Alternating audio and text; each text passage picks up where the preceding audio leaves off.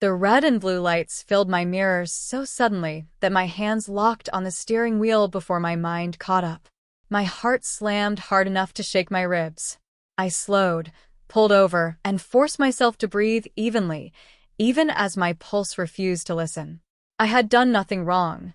That was the thought I clung to as I shut off the engine and placed my hands where they could be seen. The night air felt sharp when I rolled the window down. My phone buzzed on the passenger seat, Ivan's name lighting up the screen, but I ignored it. Instinct told me not to touch anything. "Step out of the vehicle," a voice commanded, amplified, distant, unreal. I did as I was told. The asphalt was cold through the thin soles of my shoes. More cars arrived. Too many. The way they spread out, the way their hands hovered near weapons, it wasn't a routine stop. Fear slid into my stomach, thick and heavy. "There's been a report," the officer said carefully, "of a possible explosive device associated with this vehicle." The world narrowed to a thin ringing sound. "That's impossible," I said. My voice sounded calm, which surprised me. Inside, everything was shaking. "There's nothing like that in my car." They didn't accuse me. That was the worst part. They didn't need to. Procedures unfolded around me like a machine I couldn't stop. My car was searched. A robot was brought out. I was guided backward, farther and farther away, until I was standing alone under a streetlight, wrapped in borrowed fear. Minutes stretched. Then more. When it was over, when they finally told me it had been a false alarm, an anonymous digital report, untraceable, I nodded and thanked them like this was normal. Like my knees weren't weak. Like my chest wasn't tight with something deeper than fear. I drove home in silence. Ivan was waiting, pacing. "Maya, what happened?" he asked, reaching for me. I stepped back before he could touch me. "A bomb threat," I said. "On my car." His face flickered. Just for a second. Too fast for anyone who didn't know how to look. "That's insane," he said. "You must be exhausted." I watched him speak. The shape of concern. The performance of care. That night, lying awake beside him, I understood something with terrifying clarity. Someone had accessed systems tied to my identity. Someone had weaponized my digital shadow. And the most dangerous vulnerability in my life wasn't code. It was trust. I didn't cry. I didn't confront him. I turned inward, silent and cold, and made myself a promise. Nothing that wore my name would ever be used against me again. Ivan fell asleep quickly that night, the way people do when they believe the danger has passed. I lay beside him, staring at the ceiling, replaying the flicker in his expression over and over until it burned itself into certainty. Something was wrong. The next morning, he left early, kissing my forehead like always. "Big day," he said lightly. "Don't wait up." I smiled. I waited. The apartment felt different once the door closed behind him, quieter, like it was holding its breath. I moved through it slowly, deliberately, noticing things I'd stopped questioning. His laptop bag by the desk. The external drive he always kept with him, except today, it was here. That alone set my nerves humming. I sat down, heart steady, hands calm. Fear didn't belong here. Precision did. The drive wasn't labeled. It never was. Ivan liked the illusion of invisibility. I connected it expecting resistance and got it. Layers of protection slid into place like locked doors. He'd hidden it well. But he'd forgotten one thing. He'd built these walls assuming I trusted him enough not to look. When the final barrier fell away, the screen populated slowly, folder by folder. My breath caught, not in panic but recognition. My name stared back at me. Not once. Hundreds of times. Audio. Video. Facial mapping files. I whispered. No, even as my mind cataloged everything with ruthless clarity. Recordings of my voice, casual conversations, late-night laughs, fragments pulled from private moments. High-resolution scans of my face from angles I'd never posed for. Motion captures. Expression libraries. This wasn't admiration. This was replication. A deepfake application sat at the center of it all, customized, refined, obsessively maintained. I opened the logs, my fingers cold now, my heartbeat loud in my ears. Video calls. Contracts. Meetings. Not me, but something wearing my face. Petra's name appeared again and again in the correspondence. She's convincing, Ivan had written. No one questions it. They trust her because they trust Maya. I pushed back from the desk, nausea rolling through me. Every near miss, every strange delay, every moment someone had said, I just spoke to you about this when I hadn't. It all snapped into place. My identity hadn't just been stolen. It had been performed. A sound escaped my throat, half laugh, half disbelief. You used me, I said aloud to the empty room. You turned me into a tool. The memory of the bomb threat slammed back into me with brutal force. The anonymous report, the precision, the timing. They hadn't been trying to hurt me. They'd been testing access. I closed the files carefully, copying everything, leaving no trace of disturbance. Ivan believed in control through ignorance. I would let him keep that belief a little longer. When he came home that night, he asked how my day had been. Quiet, I said, meeting his eyes. I did some cleaning. He smiled. Good. Inside, something hard and unbreakable had formed. I was no longer the vulnerable point in the system. I was the firewall. I didn't confront Ivan. Not yet. That was the first rule I gave myself. Never alert the threat while you're still mapping it. Instead, I watched him. Closely. The way you watch a system you already know is compromised. He became predictable once I knew where to look. Late-night calls taken on the balcony. A second phone that appeared and vanished like a ghost. Petra's name disguised under innocuous labels, initials, numbers, empty contacts. He thought subtlety was intelligence. It wasn't. 3 days later, I saw her. Not in person. On my screen. I was reviewing archived conference footage. Public, harmless, something no one would suspect, when a familiar posture made my stomach drop. The tilt of the head. The timing of the smile. The micro-pause before speaking. She moved like me. She spoke like me. She was me. The video showed Maya Brooks addressing a closed-door panel. My voice flowed effortlessly, confident, persuasive. The room listened. Trusted. Believed. But I had never been there. My hands shook for exactly 3 seconds. Then they steadied. That was when I knew this wasn't just Ivan's game. This was bigger. Sloppier. And dangerous enough to attract attention Ivan couldn't control. Which meant I needed someone who lived where rules were weapons. Alex Rossi. I hadn't spoken to him in years. Not since a panel where we dismantled each other's arguments in front of an audience that didn't realize it was witnessing a war. Ivan hated him. Called him reckless. A grandstander. Ivan was wrong. Alex was precise. I sent one message. No details. No emotion. Someone is wearing my face. I need you to confirm it's not me. The reply came 10 minutes later. Send one file. If I'm right, don't touch anything else. I sent the footage. An hour passed. Then 2. When my phone rang, his voice was calm, but sharp. You didn't authorize this, he said. Not a question. No. They built a layered deepfake with adaptive response modeling, he continued. That's not a hobby project. That's criminal-grade impersonation. I closed my eyes. Hearing it out loud hit differently. They used my data, I said. My voice. My face. My access. A pause. Then softer. I know. You do. Yes, he said. Because someone tried to use you to get past one of my firewalls last month. I flagged it. Didn't know it was fake until now. My breath caught. They're escalating. They already did, Alex replied.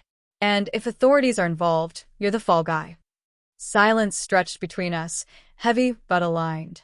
I can help you, he said finally. But once we start, there's no quiet ending. I looked around my apartment. The walls, the locks, the man who believed he owned my identity sleeping beside it every night. I'm done being quiet, I said.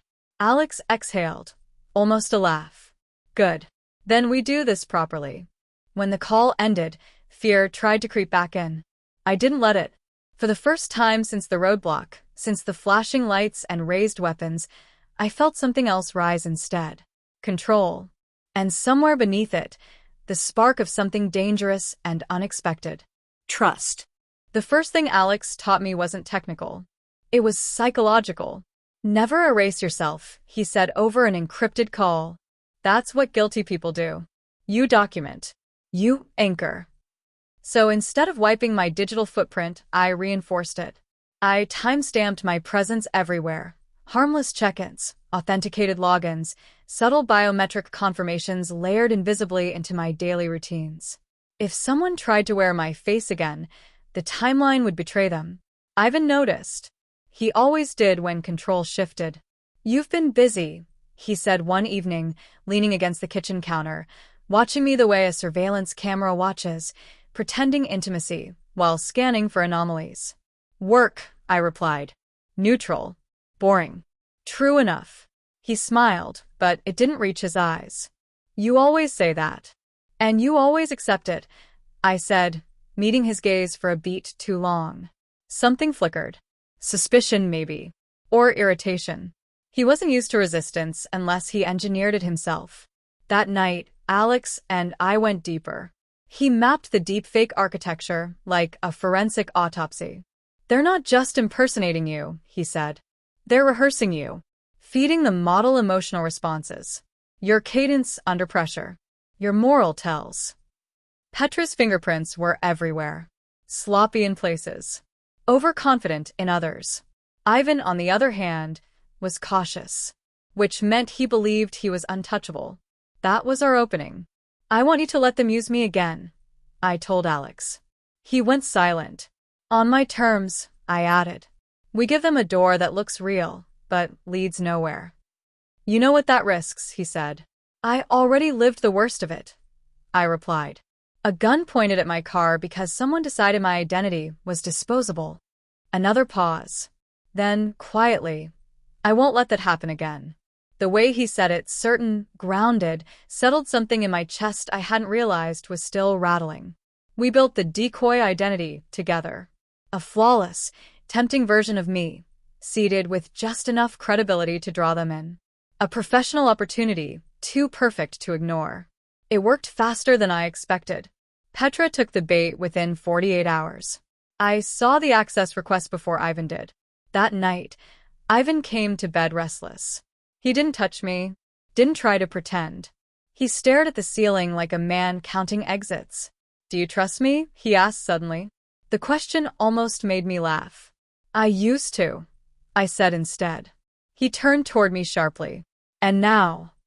I thought of Alex, methodical, honest, watching my back without trying to own it. I trust systems, I said. People earn the rest. Ivan didn't sleep after that. Neither did I. But unlike him, I wasn't afraid of what was coming. I was ready. The fake meeting was scheduled for Thursday. A government-adjacent contract. High clearance. Tight timelines. Exactly the kind of thing Ivan could never resist, and exactly the kind of thing that would expose him completely. Alex and I watched the access logs together in real time. They're in, he said quietly. My pulse didn't spike the way it used to. Instead, there was a strange calm, like standing behind reinforced glass while a storm finally hit. Petra logged in first, wearing my face. Not metaphorically. Literally. The deepfake was flawless to the untrained eye. My voice, my expressions, even the micropauses I made when thinking. Ivan had studied me like an asset, not a partner. They're routing through 3 countries, Alex said. Trying to look clever. Let them, I replied. Every hop leaves fingerprints. On the mirrored screen, I spoke confidently to a panel of officials, people who believed they were speaking to Maya Brooks, cybersecurity expert with a spotless reputation. I watched myself lie. Something twisted in my chest, but Alex noticed before it could grow. You're not her, he said gently. You're the original. She's a forgery stitched together by thieves. I exhaled. Slowly. Then came the pivot. The decoy system triggered exactly as designed. The moment Petra attempted to authenticate a sensitive credential, the environment shifted, subtle delays, forced redundancies, behavioral checks that only I could pass. She failed 3 in a row. Ivan stepped in. We saw his credentials appear, overriding hers.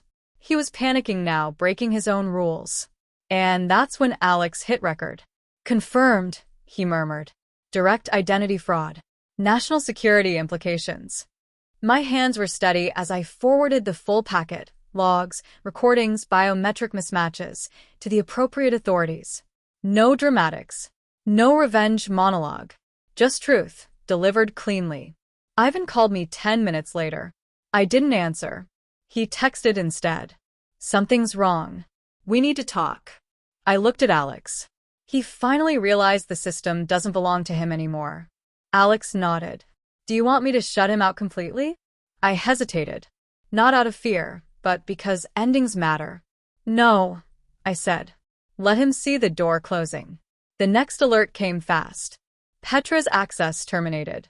Ivan's accounts flagged. Emergency compliance locks cascading through his infrastructure like dominoes. And then, silence. I leaned back in my chair, the weight of it all settling at once. Not triumph. Relief. Alex stood, moved closer, careful not to crowd me. You did everything right, he said. I looked up at him. Really looked. The sharp intelligence, yes, but also the restraint. The respect. He never once tried to take control away from me. I couldn't have done it without you, I said. His mouth curved into a small, genuine smile. You didn't have to be alone this time. That landed deeper than I expected. Outside, the city hummed like nothing had changed. But inside me, something fundamental had shifted. For the first time in a long while, my identity wasn't under threat. It was mine again. And standing beside me was someone who understood exactly how hard that was to reclaim. The fallout moved fast. By morning, Ivan's name was already circulating in quiet warning channels, the kind professionals use when something is too serious for public headlines. Accounts frozen, contracts suspended, investigations opened. He had built his empire on stolen identity, and now the system was doing what it always does in the end, correcting itself. I should have felt victorious. Instead, I felt empty, like a house after a fire, safe again, but changed. Alex noticed before I said a word. You don't have to pretend you're fine, he said as we sat across from each other, laptops closed for once. This wasn't just professional theft. It was personal. I nodded. He didn't just copy my face. He copied my confidence, my credibility. He wore my life like a costume. Alex leaned back, thoughtful. That kind of violation doesn't disappear just because the threat is neutralized. There was no judgment in his voice. No attempt to fix me. Just understanding. And that was new. We spent the day going through my digital presence together, not as an emergency, but as a reclaiming. Accounts, credentials, biometric keys. Alex let me make every decision. Your call, he kept saying. Tell me how you want this handled. You're in control. Each phrase stitched something back together inside me. At one point, I caught him watching me, not intensely, not possessively, just attentively. What? I asked. He smiled faintly. You're different when you're not being cornered. How so? Calmer. Sharper. Like you trust yourself again. That hit harder than any compliment. Later, as the sun dipped low and the room filled with that quiet amber light, I finally asked the question I'd been circling all day. Why did you help me? I said. You could have exposed Ivan without involving yourself this deeply. Alex was quiet for a moment. Because I know what it's like, he said finally. To build something honest in a system that rewards shortcuts. To watch someone you trusted weaponize your work. I studied his face. So, this wasn't just rivalry. No, he admitted. This was personal too. The space between us felt charged, not rushed, not dangerous. Just aware. I trust you, I said softly, surprising myself with how easily the words came. Alex met my gaze, steady and warm. Then let me earn that trust every day. Not by taking over, but by standing beside you. For the first time since the night my car was surrounded by flashing lights and suspicion, my chest loosened. Not because the world was suddenly safe, but because I wasn't facing it alone anymore. And whatever this thing between us was becoming, it felt real. Secure. Built on transparency, not illusion. Like the strongest systems always are. The city was quieter that night, as if it knew something delicate was unfolding. Alex insisted I stay at his place, not out of fear, not out of urgency, but practicality. My systems were still being monitored, and mine felt exposed. For the first time in years, I didn't argue. "Only if you're sure," I said, standing awkwardly near the doorway, bag in hand. He nodded. "I wouldn't suggest it if I wasn't." That trust again. Calm. Unforced. We didn't talk much at first. We moved around each other carefully, like two people learning the edges of a shared space. He made tea.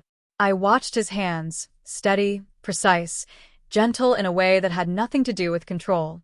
"You're allowed to relax here," he said quietly, handing me a mug. "No one's watching. No one's recording." I exhaled slowly. I didn't realize how rare that felt. We sat on opposite ends of the couch, the space between us comfortable but charged. My mind replayed the months, Ivan's voice, his instructions, the subtle way he'd always insisted on helping me, on managing my access, my devices, my choices. "I keep thinking," I said softly, "how close I came to losing everything without even realizing it." Alex turned toward me fully. "You didn't lose it. You fought back." "I didn't even know I was being attacked." "That doesn't make you weak," he said firmly. "It makes you human." Something in my chest tightened. I looked at him, then really looked. Not the rival hacker. Not the brilliant strategist. Just a man sitting across from me, choosing restraint where others chose dominance. "You never tried to outshine me," I said. "Even when you could have." He smiled faintly. "Because I never wanted to replace you. I wanted you standing beside me." The silence that followed wasn't awkward. It was intimate. I shifted closer without thinking. Our knees brushed, electric, but not overwhelming. He didn't move away. Didn't move closer either. He waited. That did something to me. "I don't know how to do this," I admitted. "Trust someone after everything." Alex's voice softened. "Then don't rush it. Just stay." So we did. My head eventually leaned against his shoulder, tentative at first, then certain. He inhaled sharply, surprised, but relaxed instantly. His arm came around me slowly, as if asking permission with every inch. I didn't pull away. For the first time since the bomb scare, since the deepfakes, since the betrayal, I felt safe not because the world was secure, but because someone saw me clearly and stayed anyway. This wasn't passion yet. It was something quieter. Stronger. And I knew, with a certainty deeper than code, that whatever came next would be real. Morning light filtered through the curtains in slow, careful stripes, like it didn't want to disturb what had formed overnight. I woke before Alex, listening to the quiet rhythm of his breathing beside me. I hadn't slept this deeply in months. No dreams of alarms, no phantom vibrations from devices that weren't there. Just stillness. I slipped out from under the blanket and stood by the window, arms wrapped around myself, not from cold, but from the weight of everything finally settling. The truth. The exposure. The end of Ivan's control. Behind me, I heard movement. "You always wake early," Alex said, his voice rough with sleep. I smiled without turning. "Habit. I'm used to checking systems before the world wakes up." "And today?" he asked gently. I turned to face him. He was sitting up now, hair slightly messy, expression open in a way I'd never seen before. "Today I don't need to," I said. "Everything important is stable." He studied me for a moment, then nodded. "I was hoping you'd say that." We made breakfast together, simple, unremarkable, and somehow intimate. No tension. No hidden motives. Just shared space. When we finished, he leaned against the counter, arms crossed loosely. "Maya," he said, more serious now. "Before anything else happens, I need to say something." I stiffened instinctively, old reflexes flaring. He noticed and immediately softened. "Nothing bad, I promise." I exhaled. "Okay, go on." I've spent years competing with Ivan, he said. Trying to beat him, expose him, outbuild him. But meeting you changed the equation. He paused. I don't want this to be about winning, or fixing, or protecting you because I think you need it. My throat tightened. I want you, he continued. Only if you choose me. Only if this is equal. I stepped closer before my fear could interrupt. I spent so long being managed, I said quietly. Guided. Redirected. Even my own identity was taken and used. I looked up at him. What I want now is someone who stands with me. Not in front, not behind. A small, genuine smile touched his lips. Then we're aligned. The space between us disappeared naturally. No rush, no hesitation. His hand brushed my cheek, warm and steady, waiting. I leaned into it, closing my eyes. This is real, I whispered. No masks. No simulations. Completely real, he replied. When he kissed me, it was slow, deliberate, grounding. Not a claim, not a conquest. A confirmation. I kissed him back with certainty, with choice, with a version of myself that was no longer fragmented or afraid. When we pulled apart, my forehead rested against his. So, he murmured, does this mean we're officially connected? I laughed softly, securely, with mutual authentication. His laugh followed mine, easy and unguarded. For the first time, my life wasn't about eliminating threats. It was about building something true. And I chose him.